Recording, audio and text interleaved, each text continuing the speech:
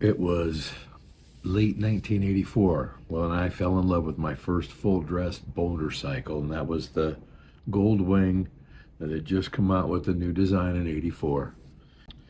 I got my first mini bike when I was 9 years old.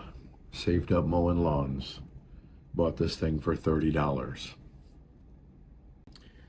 There were some trails right across the street. I'd push that mini bike across the street, start that thing up, and ride it all day long, man. I was 14 when I bought my first dirt bike, a Kawasaki two-stroke dirt bike.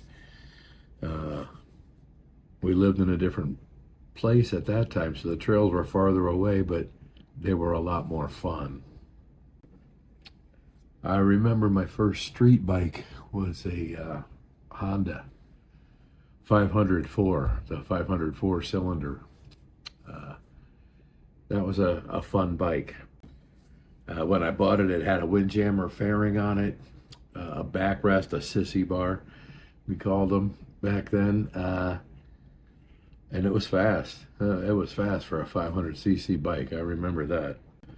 I wanted something a little sportier though, so I took the windjammer off of it. I took the sissy bar off the back. The thing was pretty chromed out too. It was a good-looking bike.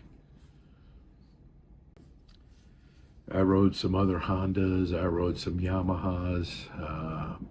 Matter of fact, a Yamaha 750. I really enjoyed. I had a buddy that had one. But '84, I found out about those full dressers. I looked at one and instantly loved it. The trunk wasn't just an afterthought. You know, the luggage racks were secure and, again, didn't look like an afterthought. Aside from the luggage racks, it had its own fairing. They weren't putting windjammer fairings on these things anymore.